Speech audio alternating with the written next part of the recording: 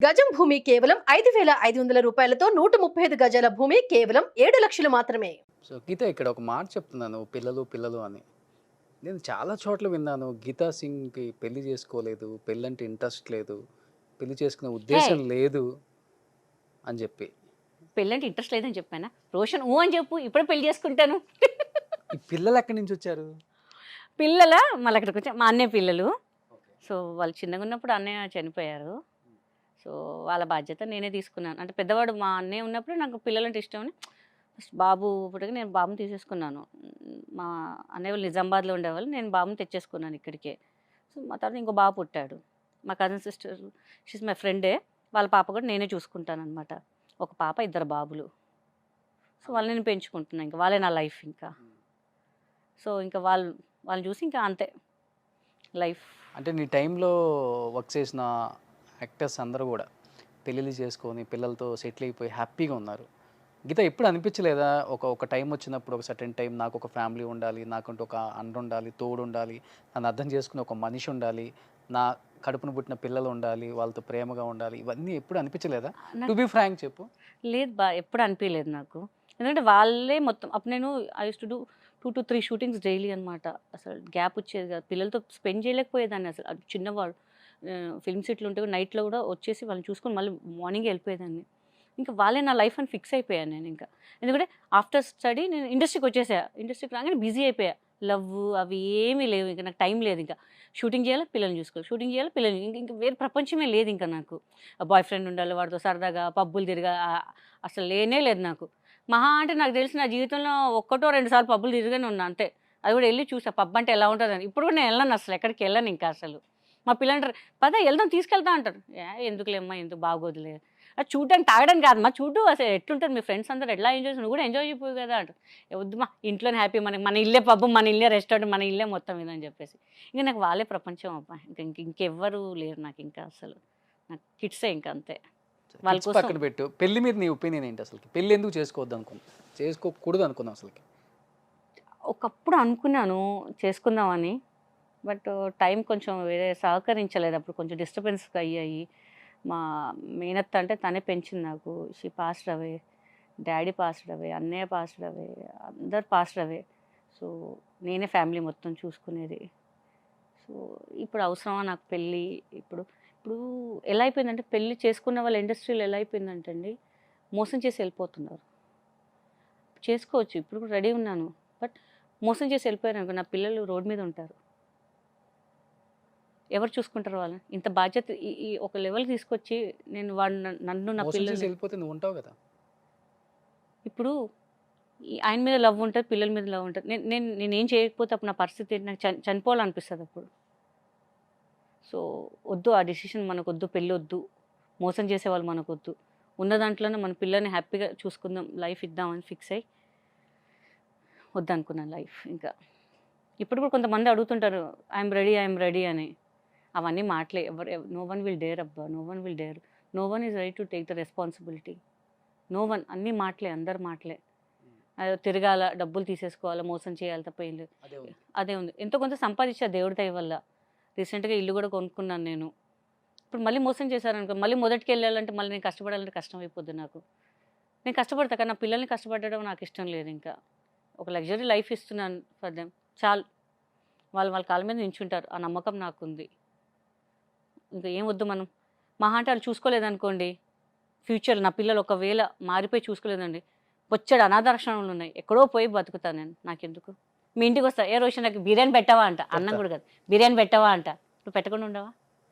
పెడతావు కదా, చాలు. తెర మీద ఎంత కామెడీ పండించే గీత నీ లైఫ్లో తెర వెనక చాలా కన్నీటి గాథలు ఉన్నాయి కదా. చాలా. ఉమ్, పెంచిన అత్త చనిపోయింది, నాన్న చనిపోయారు, అన్నయ్య చనిపోయారు, ఎవ్వరూ లేదు, Literally- సింగిల్గా మిగిలావు. బట్ ఈ Literally రోజు 1 year కూడా నేను మనిషి కాలేదు తెలుసా. తను చనిపోతే 1 year మనిషి కాలేదు నేను. 1 year because she is my mother. మా మేనత్త నాకు మొత్తం తనే మొత్తం నాకు. నాకు ఇక వేరే ప్రపంచం తెలియదు తను లేకపోతే. 1 year నేను మనిషి కాలేదు తెలుసా అసలు. నో వన్, ఎవ్వరు లేరు నా పక్కన. చాలా చాలా మోసం చేసేవాళ్ళు, సొంత వాళ్ళు కూడా మోసం చేయడం మొదలుపెట్టేశారు తెలుసా. సొంత వాళ్ళే, సొంత వాళ్ళు చాలా మోసం చేసేసారు నాకైతే. నేను అసలు ఎక్స్పెక్ట్ చేయలేదు.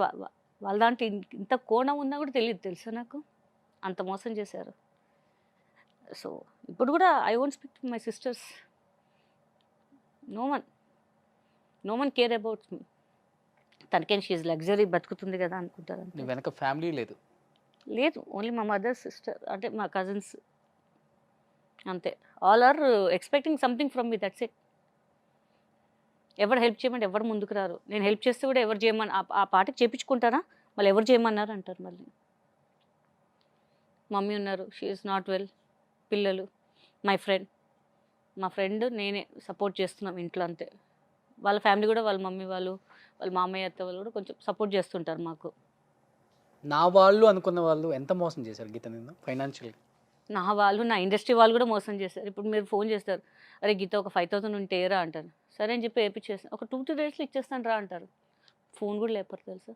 మా ఇంట్లో వాళ్ళు తెలియకుండా కూడా చాలామందికి హెల్ప్ చేశాను నేను, చాలామందికి. ఇప్పుడు కూడా లేదు, ఎవరు ఫోన్ కూడా లేపారు తెలుసా. ఇస్తావా, ఎక్కడ పోతుంది, ఇస్తాం. ఇదే ఆడవాళ్ళం అయిపోయి మేము ఏం చేయలేకపోతున్నాం తెలుసా. నాకు చాలా హెల్ప్ చేస్తాయి ఏమన్నా సరే. డైలీ టిఫిన్స్ పెడతాను రోడ్డు మీద అందరికీ. దేవుడు నాకు ఇవ్వకపోయినా పర్లేదు, ఏదో ఒక దగ్గర పలానా వాళ్ళకి డైలీ టిఫిన్ ఇచ్చేసేయండి, నేను మంత్లీ ఇచ్చేస్తాను అమౌంట్ అని చెప్పేస్తాను. పోనీ లక్షలే పోయినాయి, 100కి వచ్చిందా నాకు అనిపిస్తుంటుంది ఇప్పుడు కూడా నాకు. కానీ no support from the family. నా ఫ్రెండ్ వాళ్ళ ఫ్యామిలీ సపోర్ట్ చేస్తారంటే తప్ప, అంతే, ఇంకెవ్వరు ఫ్యామిలీ లేదు. కేవలం నిన్ను మనీ పరంగా ఎక్స్పెక్ట్ చేస్తున్నారు. అంతే, ప్రేమ పరంగా లేదు అస్సలు. నీకేం తక్కువ గీతా సింగ్, నీకేం తక్కువ, నువ్వు అడిగితే ఎవరు డబ్బులు ఇవ్వరా నీకు? ఆ టైంకి వాళ్ళు ఎంత మోసం చేసినా సరే పోనీ అని పక్కన పెట్టేసి మనం హెల్ప్ చేస్తామా, తర్వాత వాళ్ళ రూపం వాళ్ళదే ఇంకా, అంతే. ఇంకా అంతా కన్నింగ్ చూసి నాకు ఫెడప్ అయిపోయింది, చాలా ఫెడప్ అయిపోయాను నేను. అందరు హెల్ప్ చెయ్యను అని ఫిక్స్ అయిపోతాను డైలీ, మళ్ళీ హెల్ప్ చేస్తూనే ఉంటా మళ్ళీ. ఇవన్నీ చూసి ఒకనొక టైంలో అసలు సూసైడ్ చేసుకుందామా అనే డిసిషన్ తీసుకున్నావు కదా? వచ్చేసి సూసైడ్ తీసుకున్నాను. ఇంకా అయిపోయే మూమెంట్లో మా ఫ్రెండ్ వచ్చి నన్ను ఆపింది, ఇంకా లాగి పెట్టి పాడని చంప పగలు కొట్టింది నాకు. వాళ్ళ మదర్ ఫాదర్ కూడా చాలా సీరియస్ అయిపోయి, ఎందుకు డబ్బులు, ఎందుకంటే ఒకనొక ప్లేస్కి వెళ్తే ఏమండి మీ డబ్బులు పోయాయంటే కదా, బాగున్నారా అనట్లేదు, ఏమండి మీ డబ్బులు పోయినాయంటే కదా, అలా ఎలా నమ్మారండి మీరు, అలా. ఆ బాధ చూడలేక ప్రతి ఒక్కరు, ఎందుకంటే రూపాయి దాచిపెట్టుకున్న డబ్బులు చీటీలో వేసామండి, రూపాయి. వాళ్ళు మా ఇంటికి రావద్దు, మళ్ళీ వాళ్ళకి లాంగ్ ఏమో పెట్రోల్, వాళ్ళకి ఎందుకు రిస్క్ అని చెప్పి నేనే స్వయంగా వాళ్ళ ఇంటికి వెళ్ళి డబ్బులు ఇచ్చేవాళ్ళం. షూట్ నుంచి డబ్బులు రాగానే వెళ్ళి ఇచ్చేసేవాళ్ళం వాళ్ళ ఇంటికి వెళ్ళి. అలాంటి వాళ్ళు నమ్మి మోసం చేసేసరికి నాకైతే చచ్చిపోవాలనిపించింది, లిటరల్ చచ్చిపోవాలనిపించింది. ఎందుకంటే షూటింగ్ డే అండ్ నైట్, మన కష్టాలు ఎలా ఉంటాయి అన్నీ అసలు. ఎన్నిసార్లు సూసైడ్ అటెంప్ట్ చేసావు? 2 times ట్రై చేశాను అంతే. తెలిసిపోయింది నాకు అంత ధైర్యం లేదని తెలిసిపోయింది. ఒక పక్క ఫ్యామిలీ మొత్తం ఫైనాన్షియల్గా నమ్మించి నేనే మోసం చూసుకోవాలి. చేశారు, ఒక పక్క ఇండస్ట్రీకి సంబంధించిన వ్యక్తులు దాదాపు చిట్టీల పేరుతో కొన్ని లక్షలు అందరూ కలిసి దాదాపు 5 కోట్ల దాకా కట్టారు ఆ 5-6 టైంలో నాకు తెలిసి. కోట్ల వరకు కట్టారు న్యూస్లో కూడా హల్చల్ అయింది ఆ విషయం. చాలా. మళ్ళీ రీసెంట్గా ఒక 2-3 years బ్యాక్ తెలిసిన వాళ్ళు కూడా డబ్బులు ఇచ్చాను తెలుసా. కరోనా ముందు కూడా డబ్బులు ఇచ్చేస్తాను రా అంటే, ఇంట్రెస్ట్ మనం తెలిసిన వాళ్ళు కదా సార్, ఇస్తాను రా, ఏదో ఉండనులే మనకి, ఏదో ఇన్కమ్ ఇంట్లో పెట్టుకుంటే ఏమొస్తుంది, వాళ్ళకన్నా ఆ అవసరానికి పనికి వస్తుంది, హాస్పిటల్ అయ్యేది కదా, మనకు కూడా డబ్బులు వస్తాయి కదా, అట్లా ఇచ్చాను నేను. వాళ్ళు కూడా ఇప్పుడు కూడా ఇస్తాం కదా, ఎక్కడ పోతాం, ఇచ్చాం కదా, చాలా ఇచ్చానులే, దాంట్లో సరిపెట్టుకోండి. ఈ చిట్టీల పేరుతో టోకరా వేసింది ఎంత, ఒక 5 కోట్లు ఉంటుందా మొత్తం? ఉంటుంది, ఈజీగా ఉంటుంది. ఇప్పుడు కూడా వస్తే దేవుడి దయ వల్ల హ్యాపీ. నాకు సగం లోన్ పోతుంది కదా, ఎంతో కొంత పోతుంది కదా అనుకుంటున్నాను. కానీ ఆమె మాత్రం కనుకనిచ్చట్లేదు అస్సలు ఎవరి మీద. చాలామంది పెద్ద వాళ్ళు వేశారండి, చాలా పెద్ద వాళ్ళు, ఎవరికి తెర ముందు ఎవరు రాలేదు. నేను కష్టపడి చేసిన డబ్బులు నాకు ఎవరు ఇవ్వలేదు, మోసం చేయలేదు నాకు. నేను కంపల్సరీ మీడియా ముందుకు వెళ్తా, తప్పేం లేదు. నా డబ్బులు నేను అడగడానికి నాకు తప్పేం లేదని చెప్పి నేను మీడియా ముందు చాలా ఫైట్ చేసావు. చాలా ఫైట్ చేస్తాను, చాలా. మీరు నమ్మరు, లిటరల్లీ ఇంట్లో పడుకునే వాళ్ళం కాదు, CCS నాంపల్లి పోలీస్ స్టేషన్లో పడుకునే వాళ్ళం మేము. అక్కడ నిద్ర వచ్చేది, అంటే అక్కడ కూర్చొని ఏంటి రిజల్ట్ అని చెప్పి ఇల్లు మొత్తం మానేసి డిప్రెషన్లో వెళ్ళిపోయి మొత్తం. ఇక్కడ ఫ్యామిలీ డిప్రెషన్, డబ్బులు మా ఫ్యామిలీ పాపం వాళ్ళు ఏమనలే, డబ్బులు వాళ్ళు ఏం చేస్తారు, అప్పుడు చాలా సపోర్ట్ చేశారు. కానీ మనకు ఉంటుంది కదా, మన డబ్బులు, మన కష్టం చేసిన డబ్బులు పోయాయి అని చెప్పేసి. సో చాలా డిప్రెషన్ వెళ్ళిపోయా. తర్వాత ఇప్పుడు షూట్స్ గ్యాప్ వచ్చేసింది. ఇప్పుడు మన ప్లేస్లో వేరే వాళ్ళు చేస్తున్నారు, సపోర్ట్ లేదు ఇండస్ట్రీ పరంగా, ఏం చేస్తాం, అదొక డిప్రెషన్. ఇంకా వేరే పనులు మనకు రావు, ట్రై చేద్దామని మనం చేయలేం వేరే పనులు ఇంకా. సో చాలా డిప్రెషన్స్ అండి, చాలా చాలా చాలా. బయటకు వచ్చావా, బయటికి రావాలని చూస్తున్నావా, ఏంటి అసలుకి ఇప్పుడు పొజిషన్ ఏంటి, ఫైనాన్షియల్గా నీ స్టేటస్ ఏంటి అసలుకి గీత ఇప్పుడు? Okay, not super, okay. అలా ఈవెంట్స్ తెచ్చుకుంటూ తినాలి. అంటే తెచ్చుకుంటే ఉంది, బట్ ఇంకా కష్టపడాలి. ఎంతసేపు కూర్చొని తింటే కొండలు తరగా ఉంటారు కదా అసలుకి. మనం కష్టపడింది లేనిది ఆ రోజు కష్టపడ్డాం, ఓకే, ఫుల్ హ్యాపీ. ఊరికే తినడం మనకి ఇష్టం లేదు, పని చేస్తేనే తినాలి. అందుకే నేను ఎక్కడ కూడా వెళ్ళను, ఏ పార్టీస్కి వెళ్ళను, దేనికి వెళ్ళను. నిజంగా నీ కళ్ళమ్మటి నీళ్ళు నేను ఫస్ట్ టైం చూడటం. నేను కూడా అసలు అనుకోలేదు, ఏడుస్తానని అనుకోలేదు. నాకు ఏడిపించేసావు, చూసారా, నన్ను ఏడిపించేసాడు. అంటే show heart to heart with Roshan కదా. సరే, ఓకే, సో మనసులో నుంచి వచ్చింది అది. అంతే ఎందుకంటే ప్రతి ఒక్కళ్ళకి ముఖ్యంగా ఆడవాళ్ళకి, ఫీమేల్ ఆర్టిస్టులకి చాలా కష్టాలు ఉంటాయి. అవును, ఎందుకంటే ఎన్ని బ్యాలెన్స్ చేయాలి, ఫ్యామిలీ, ఇటుపక్క వర్క్, ఇంకా ఎన్నెన్నో అసలు చెప్పేది కదా పాపం. అవును. నిజంగా తెర ముందు అంతలా వాళ్ళు రెడీ అయ్యి కనిపించి అంత హోమ్లీగా నవ్వించి మనకు కనిపించినా కానీ తెర వెనక వాళ్ళు కూడా ఎన్ని కష్టాలు పడి ఉంటారు. ఒక చాలా, హేమక్క చాలా. కానీ, ఒక సురేఖవాణి గారు, ఒక రజిత గారు, ఒక జయలలిత గారు, అందరండి ఎంతమంది మీ ఎంతమంది. టైంలో వచ్చిన ఆర్టిస్టులు, కొంతమంది జ్యోతి గారు అవును, అండ్ కరాటే కళ్యాణి కళ్ళకి అందరూ. అండ్ గీతా సింగ్, వేల మీద కానీ లెక్కేసుకుంటే నాకు ఒక 10 మంది చెప్పాలంటే చాలా కష్టపడ్డారు నాకు ఇండస్ట్రీలో. సురేఖవన్ కానీ, రజిత గారు కానివ్వండి, హేమక్క కానీ, కొంతమంది ఉన్నారు, సన గారు చాలా సపోర్ట్ చేస్తారు, చాలా హెల్ప్ చేస్తారు. వాళ్ళు కూడా చాలా హెల్ప్ చేస్తారు. ఒకవేళ నేను ఫైనాన్షియల్గా ఇట్లా ఉన్నాను అంటే మటుకు వెంటనే ఫోన్ వెళ్ళిపోతే ఎట్లా పోతే తెలీదు. ప్రవీణ, అనిల్ గారు, ఏది మన జ్ఞాపిక జ్ఞాపిక, వాళ్ళు చాలా సపోర్ట్. మా నాన్నగారు చనిపోయినప్పుడు అయితే అనిల్ బావ, నేను బావ అని పిలుస్తాను. యాక్చువల్లీ అన్నయ్య అంటాను, కానీ బావ అని ఏడిపిస్తుంటాను. ఇంకా వాళ్ళైతే డబ్బులు పంపించారు. అంటే వాళ్ళు షో చేస్తున్నాను అంటే వాళ్ళు ఇంకా పంపించారు, ఇట్లా డాడీ గారు పోయారంటే ఆ మేకప్ మ్యాన్తో పంపించారు, ఆర్కేతో. నేను షాక్ అసలు. నేను మళ్ళీ పంపిస్తాను, అవసరం లేదు, ఎవరు అడగా నీకు డబ్బులు అని. ప్లస్ ప్రవీణ అయితే మా బాబు సేమ్ విష్ణు గారు లాగానే, ప్రవీణ కూడా అనిల్ గారు, ప్రవీణ గారు, బాబుకి ఏం కావాలో చెప్పు, ఎడ్యుకేషన్ ఎంత అవుతుందో చెప్పు, మేము చూసుకుంటాం, నువ్వు ఏం టెన్షన్ పడకు, రిజల్ట్స్ వచ్చాయి కదా, నువ్వు మంచి కాలేజీలో అయ్యి, మేము ఉన్నాము, పిచ్చి పిచ్చి కాలేజ్ చేసావా మర్యాద ఉండదు అని చెప్పేసి. సురేఖ కానీ వీళ్ళు కూడా అసలు చాలా సపోర్ట్ చేస్తుంటారు నాకు అసలు. ఆ బెంగళూరులో పిల్లలు ఉన్నారు మాకు, ఉదయ్, హరీష్ అని చెప్పేసి, వాళ్ళు కూడా చాలా సపోర్ట్ చేస్తుంటారు నాకు.